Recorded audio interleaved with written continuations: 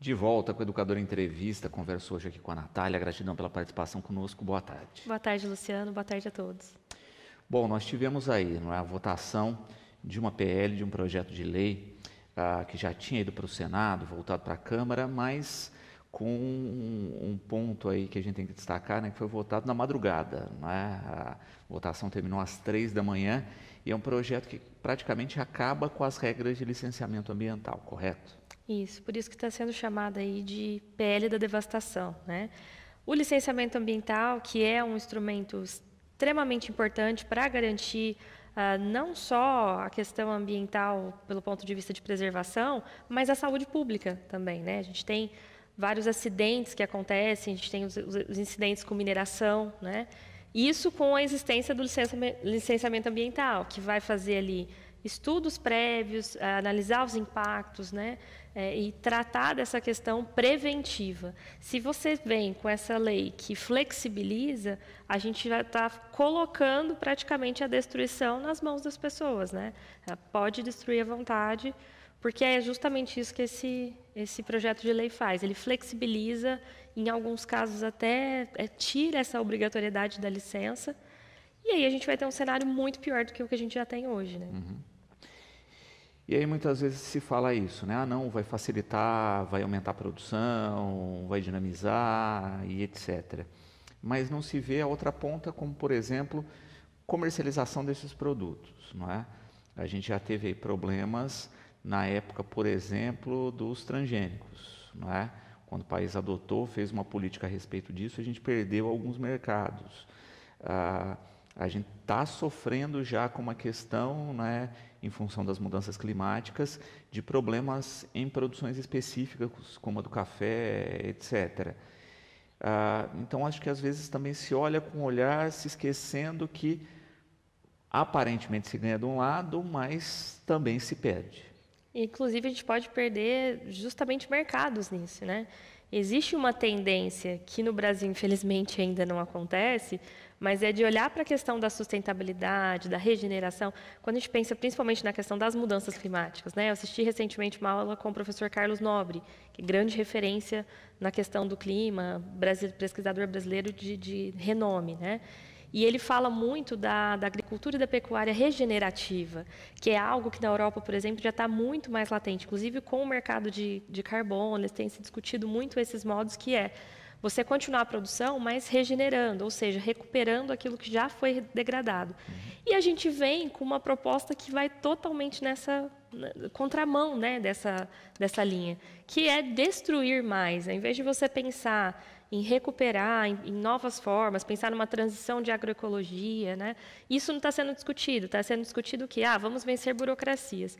E uma coisa interessante, que eu não consegui pesquisar a fundo, mas é uma informação de fontes até confiáveis, é de que uma das justificativas para esse PL é que tinham lá mais de 5 mil empreendimentos e propostas ali paradas por conta da morosidade.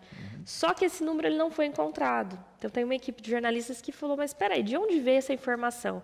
E eles foram puxando o fio e não encontra de onde saiu esse dado, né? Então é mais grave ainda a gente pensar que todo esse discurso pode ter sido pautado em uma morosidade que às vezes nem existe, né?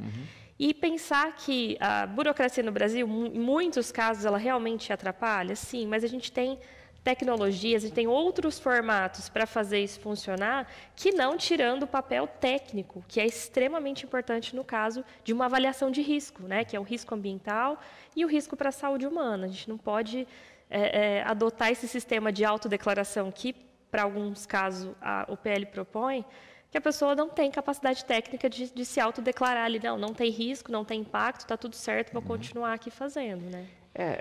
Me parece uma solução, não é, que acaba sendo um improviso, não é? Vamos dar um exemplo aí, tá? Vamos supor que tivessem os 5 mil projetos pedidos na fila. Como resolver isso, não é? Olha, a gente tem contratado técnicos nos últimos anos, tem equipe suficiente, não se pode aí, num dado momento, contratar emergencialmente pessoas para enxugar essa fila, né? Imagine se o país resolve, por exemplo, vamos pensar na Previdência, que a gente tem uma fila lá de pessoas para ser avaliada e que simplesmente do dia para a noite a gente vote um projeto que a pessoa se autodeclare apta para aposentadoria ou doente para não exercer e tudo bem. É uma ótima analogia. É exatamente nesse sentido que as pessoas precisam entender que a parte técnica ela é importante, né? Por exemplo, a questão da aposentadoria, você passa por advogado, você passa, às vezes, as pessoas às vezes têm que passar até por perícia médica para comprovar, né, determinadas situações ali. E aí, como que você transfere essa responsabilidade técnica para uma pessoa que não é da área, né? Não faz nenhum sentido. Então, por si só, essa justificativa ela não se mantém, né? Mas pensando que estamos num ano de COP, um ano que vi essa semana agora, saiu um estudo recente de alguns cientistas lá, que a gente tem ali cerca de 3 anos para mudar drasticamente o que está sendo feito, ou, né, assim, vai ser extremamente difícil reverter ou amenizar essa situação da mudança climática. Então, num momento tão delicado como esse, né, propor algo que deixa tão mais sensível a questão ambiental e a questão social também, né? Que a gente não pode esquecer que, com certeza, isso vai esbarrar em várias questões aí de inconstitucionalidade, especialmente pelos povos quilombolas, os povos indígenas, porque, teoricamente, pelo que o projeto propõe, as áreas que ainda não foram homologadas, elas vão poder ser devastadas, né? E a gente tem aí cerca de 70% da área de quilombolas, quase 40% de área indígena que ainda não foi homologada. Então, inclusive unidades de conservação, que também vão ficar nessa zona sensível, né? Então, não faz sentido a gente continuar com algo tão destrutivo que claramente, né, é um projeto que claramente vai promover destruição, né? Só não vê quem não quer, que justamente os nobres deputados que votaram a favor. E o Rogério perguntando, né, a respeito da questão de mineração, né? Ele coloca aqui, né, olha, a gente já teve tragédias como Brumadinho e Mariana, quando havia uma legislação e havia fiscalização. Como é que fica essa questão agora, que quase não terá? A gente tem tragédias anunciadas, né? Porque é um setor que, com licenciamento, a gente já vê falhas, já tem. E aí tem uma mudança principal lá, que é do EIA-RIMA. Em alguns setores não vai ser exigido, em outros setores vai ter uma porcentagem, porque é por amostragem, né? Então, essa amostra ela ficou muito reduzida, por exemplo, questão de infraestrutura, construção de estradas, passagem de linhas de energia, tudo isso foi reduzido, né? Então, não tem como a gente prever impactos num bioma grande, numa área muito grande, com uma amostra reduzida, não faz sentido nenhum. E a parte da mineração, além de tudo, tem uma questão social que vai ser afetada, porque também reduz o número, as exigências de audiências públicas para populações afetadas, né? Então, você diminui também a participação, e aí é claro que você vai ter, com a diminuição dos interessados, das partes interessadas ali envolvidas, você tem uma pressão muito menor, né, sobre aqueles empreendimentos. Você já está falando ali de um ator que tem dinheiro, que tem recurso, que tem poder contra uma população que não tem, a exemplo de Brumadinho, por exemplo, que as pessoas ainda não foram devidamente atendidas e ressarcidas, que algumas coisas o dinheiro nem vai adiantar, né? Perderam pessoas da família e tudo, mas não foi resolvida nem essa questão ainda, né? Então, qual que é o poder que a participação social tem com esse novo cenário? Quase nenhum, né? Então, a gente tem, além da questão ambiental, muito mais agravada, porque eles só, como a gente já tem visto, essas grandes empresas mineradoras, eles querem só o lucro, não estão pensando nas pessoas, e a gente tem esse aspecto social que vai sendo cada vez mais reduzido nessa participação, né? Perfeito. E, de fato, é isso, né? Por exemplo, né, pessoas que moram em determinada região, se você descobre lá um mineral X, né, a exploração disso é conduzida com diálogo, com conversa, com ressarcimento para essas pessoas, né, até realocação, caso... como está a legislação agora, se isso for aprovado do jeito que está, simplesmente a gente vai ter gente expulsa do seu local de origem e não importa se está ali há gerações. Sim, exatamente. É um atropelamento, né? E tem também uma mudança significativa ali, que é em relação ao tamanho, né, das obras. quando elas são consideradas ali pequenas, de baixo impacto, praticamente elas podem se autodeclarar, né? Então, a gente tem em vários setores essa flexibilização, que inicialmente parece que é um impacto pequeno, mas tem um potencial de destruição, principalmente considerando os possíveis acidentes, gigantesco, imensurável, né? Então, é de uma irresponsabilidade tão grande essas mudanças, que eu gostaria muito que as pessoas soubessem, pudessem se engajar mais com isso, né? Que às vezes a discussão fica muito dentro do nosso contexto ali dos ativistas, dos ambientalistas, mas é algo que vai afetar a vida de muita gente, né?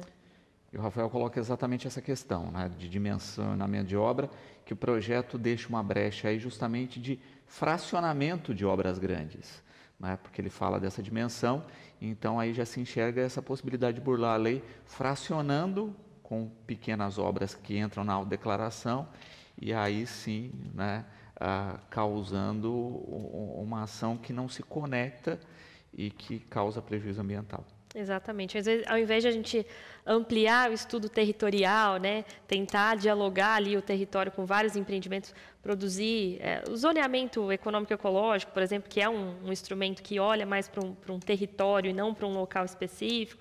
Às vezes, a gente avançar nesse sentido do território, a gente faz ao contrário, a gente dá a possibilidade para fazer o que a gente já sabe que os brasileiros têm grande potencial de fazer, que é burlar as regras, as legislações, né? E realmente é um risco muito grande, porque a gente pode ter ali várias empresas, né, cada uma com um pedaço ali numa região, burlando esse sistema e no final vão trabalhar todas para uma mesma corporação, para o mesmo grupo ali. E Luiz Pedro, parabenizando pela temática e perguntando da questão legal, né? Se você acha que isso pode chegar no Supremo, visto que, né, a gente tem aí um retrocesso na lei. Sim, tem vários pontos que já foram alertados, que vão ser judicializados, com certeza. É até uma questão contraditória que muitos empreendimentos estão considerando. Eles querem agilizar o processo e a gente sabe que, se ela, num cenário terrível em que isso seja realmente mantido, a gente vai ter várias áreas no país judicializando as questões, porque vão esbarrar em direitos já conquistados, que já foram ali instituídos por outras leis, né? Então, já tem esse percalço que, naturalmente, eles sabem que vão encontrar. Mas o cenário ideal que a gente espera é que o presidente faça o veto, né? Fazendo o veto, isso volta para a Câmara, eles podem derrubar o veto, mas aí eles podem acionar, principalmente a presidência, né? Tem o órgão específico, eu esqueci agora, que vai acionar o STF por questões que vão ser inconstitucionais, por todas as questões legais que vão esbarrar. É o cenário que a gente espera que aconteça, porque contar com a Câmara dos Deputados, a gente já sabe que não vai dar para contar com eles. Pelo número expressivo que teve na votação a favor desse projeto, por saber que, especialmente a bancada ruralista, né, que é a que está encabeçando esse projeto, eles vão tentar derrubar, caso seja vetado, então já não vai contar muito com isso. Mas que vai chegar para o STF é a nossa maior expectativa, não só por uma questão de bom senso, mas porque, de fato, olhando para pontos que já foram muito comentados, aí, de questões legais, a gente vai ter vários argumentos aí inconstitucionais para fazer com que isso não siga. É a nossa grande esperança, né? Cristiane colocando aqui, não é, que deveria ser proibida essa questão das votações na madrugada, né? Ela cita aqui, por exemplo, a votação da ampliação do número de deputados, que também foi feita numa madrugada e que, de fato, não é, segundo o que ela coloca aqui, mostra uma intenção duvidosa dos deputados de não terem transparência e diálogo com a população. Exatamente. É de uma extrema falta de respeito com a população, né? Você fazer uma votação de madrugada. Nos moldes tradicionais, a gente já sabe que o acesso à população, especialmente à Câmara dos Deputados, já não é facilitado, né? Já não é algo que amplamente aí divulgado. As pessoas não têm como saber, às vezes, quando tem como saber, mas digo assim, é um acesso difícil, né? Para você entender como funciona a rotina, saber que dia que vai ser votado cada coisa, isso já é algo que tem inúmeras barreiras. E não satisfeitos, eles ainda colocam a coisa de madrugada. Eu também acho, concordo com ela, que deveria ser proibido um tipo de votação dessa, principalmente essa votação híbrida aí, né? Feita online, para que aqueles que não pudessem estar lá também votassem. Então, claramente, existe uma intenção nisso, né? Ninguém faz uma coisa às pressas se não tem a intenção de que aquilo passe rapidamente, passe despercebido e, principalmente, que aquilo não sofra nenhum tipo de resistência, né? Porque, conhecidamente, já as maiores organizações ambientais, inclusive a nossa ministra do Meio Ambiente, já havia se pronunciado sobre isso, sofreu vários ataques, inclusive, né, por todo o seu posicionamento a favor das questões ambientais. Então, eles já sabiam que teria essa tensão. E, assim, eu acho que é um afrontar a democracia, né? Quando você inibe a participação popular, é uma afronta à democracia, porque é o regime que faz com que a gente tenha esses instrumentos de participação, com que a gente tenha essa possibilidade. Se você atropela as coisas, você está ferindo o direito à democracia das pessoas, né? E isso é algo que está sendo recorrente nessa Câmara dos Deputados e deixa a gente extremamente na mão de pessoas que não estão defendendo o interesse da população, porque não querem nem ouvir os interesses da população. Isso é muito grave. O Vitor aqui colocando também a questão específica das alegações, não é? Em especial aí de um número exorbitante de projetos, né, que estariam parados em função aí de se esperar laudos e decisões, mas que isso de fato não parece não bater com a realidade e que não se encontrou esses dados desse volume de projetos parados. Exatamente. Eu não tive assim, a oportunidade de fazer essa busca mais apurada, mas tem ali alguns grupos de ONGs, enfim, pessoas que eu sigo ali que são extremamente envolvidas com a questão da legalidade das coisas e que até agora não encontraram respostas, né? Já teve esse movimento de buscar de onde vem esse dado e não teve essa resposta. Na verdade, sim, eu acho que é mais para justificar algo que é injustificável, né? Você dizer que você está flexibilizando regras, que você está anistiando pessoas. Qual que é a desculpa da anistia, né? É a morosidade? O que é a morosidade? O que a burocracia tem a ver com anistiar pessoas que já cometeram crimes ambientais, né? Então, não se mantém de pé. Quando você pega a justificativa, todas as falas e todos os debates de quem defende esse PL, ela não se mantém de pé, porque vai ter ali várias questões que você fala, não, isso aqui é um conflito de interesse, isso aqui está atendendo a um interesse específico de um determinado grupo. E é uma pena que a bancada ruralista não esteja, de fato, defendendo a agricultura, a pecuária, a agricultura familiar. Eles estão defendendo interesses de meia dúzia, né? Eles não estão defendendo o interesse da maioria. Quando você citou lá no comecinho, né, a questão da comercialização, que é algo tão importante, isso vai bater aqui. Porque o resto do mundo, né, e eu espero que a gente acorde a tempo, já tem movimentos nesse sentido de exigir questões de sustentabilidade, de regeneração, de novas formas de produção, de transição, né, para baixo carbono, uma agricultura de baixo carbono, uma pecuária de baixo carbono. Todo esse movimento ele começa a ser cobrado no comércio, né, e é isso que a gente precisa entender, que daqui a pouco isso vai afetar o bolso, especialmente desses grupos que deveriam estar sendo defendidos pela Câmara, né? Então, na verdade, são defesas ali que vão atender de forma muito rápida alguns grupos muito pequenos, né, que detêm muito dinheiro e muitas terras e muito poder, e a grande maioria, que mais de 70% aí da produção do Brasil, que é a agricultura familiar, não chega, né, para eles. Essas vantagens não vão chegar para eles de fato. Então, é uma pena que a gente não tenha, de fato, uma bancada que defenda o agro no sentido que deveria ser o agro da sustentabilidade, da inovação, de pensar um futuro mais justo, mais limpo, de baixo carbono, né? Eles estão pensando ali em interesses comerciais, financeiros de um grupo muito pequeno, muito seleto. E Juliana também parabenizando pelo tema, não é? E colocando justamente essa questão, não é?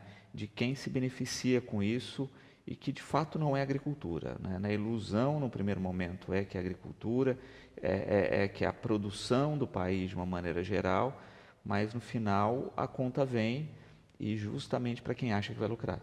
Exatamente. É uma coisa que às vezes incomoda. Assim, a gente vai falar, nós, né, ambientalistas, a gente fala às vezes da agricultura, da agropecuária, do agrobusiness, e as pessoas colocam tudo no mesmo pacote, e acham que a gente está falando de todo mundo.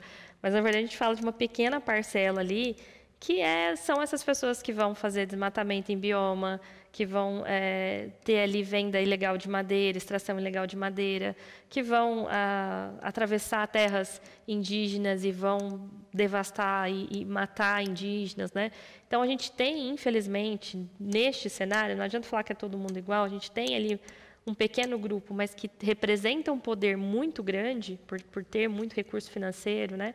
Que vai fazendo essa devastação, que vai fazendo esse desmonte, né, dos nossos biomas há muito tempo, e que a gente só não consegue, ainda não conseguiu, infelizmente por essa guerra de poder, não conseguiu barrar isso, né? Mas é muito diferente de quando a gente fala, por exemplo, que no cenário de Batatais, a gente não tem aqui pessoas fazendo destruição de biomas, até porque, se a gente olha o contexto, a gente já tem, há muitas décadas, uma devastação que foi feita, não só para agricultura e pecuária, mas por extração de madeira, por outras atividades que historicamente foram sendo feitas aqui na região. Então, quando a gente fala, por exemplo, porque é o agro que está acabando com os biomas, a gente não está falando da agricultura familiar, a gente não está falando de pequenas propriedades, né? Então, é importante esse discurso assim, ser um pouco mais alinhado, até para a gente trazer para o nosso lado quem de fato é da agricultura, quem de fato é da pecuária. E a gente tem exemplos, eu sempre cito aqui a Laura, né, que é um grande exemplo, mas tem outras produções sustentáveis, regenerativas, aqui no nosso município, que é legal a gente conhecer, que eu mesmo faço a divulgação, apoio essas iniciativas. Mas aquilo que extrapola, né, o limite ali da nossa legislação precisa ser identificado, precisa ser punido e precisa ser barrado. E a gente tem, sim, infelizmente, dentro do contexto da agricultura, da pecuária, da venda de produtos, do agrobusiness, a gente tem ainda ali um cenário de devastação anunciado, né? Especialmente no nosso bioma aqui do Cerrado, principalmente, já tem uma devastação gigantesca.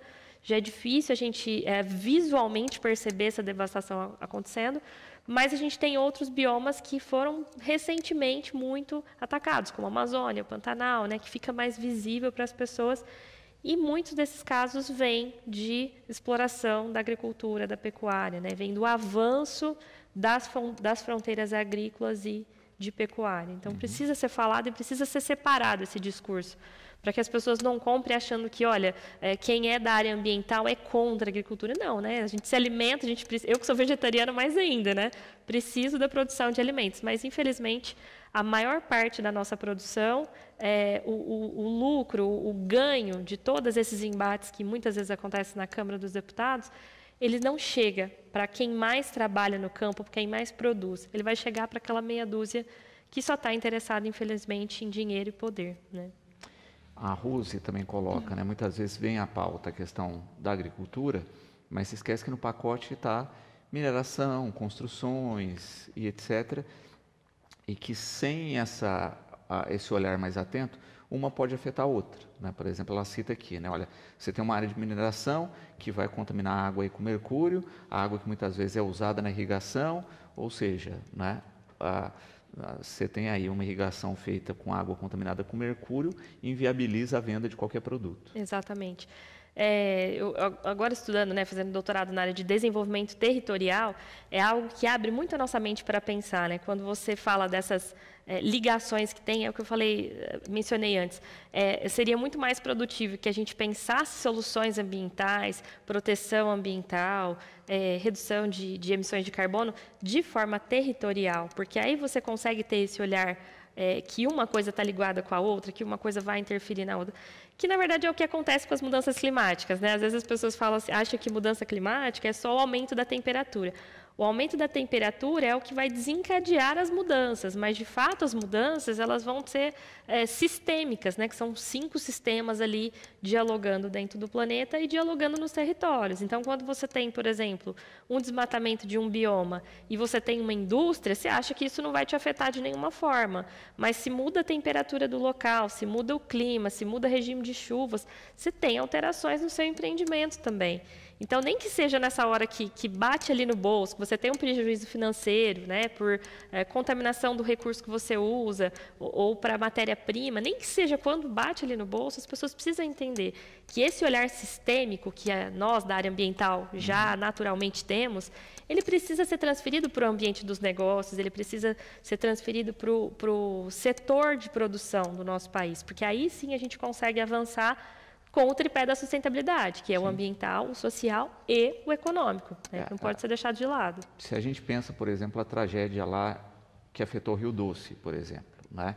Você tinha uma estrutura de mineração, né, que acabou impactando em pequenas propriedades rurais ao longo de toda a estrutura, a pesca em toda a estrutura, né, não só do rio, mas também na parte do mar, depois que esses dejetos foram lançados.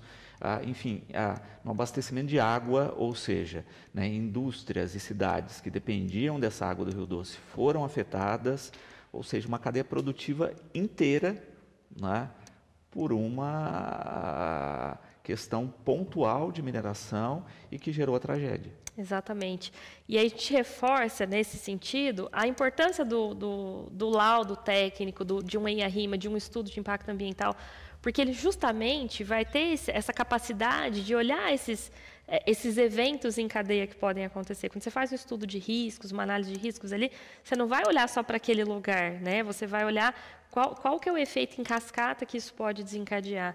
E esses relatórios, eles podem ser frágeis também, né? A depender do profissional que faz, mesmo a questão do licenciamento de empresas, né, que muitas vezes tem que fazer ali licença de operação, é muito frágil, né? Eu converso muito com o Wesley, que é batataense, trabalha muito nessa área, e às vezes ele fala assim, a gente participa, por exemplo, de licença de pregão, esqueci como chama agora, licitações públicas, né? Ganha o menor preço, e às vezes a gente vê um profissional fazendo coisas ali, sabe, assim, você fala, não é possível que tá fazendo errado, né? Ele é da área, ele deveria fazer certo. Então, a gente tem já fragilidades.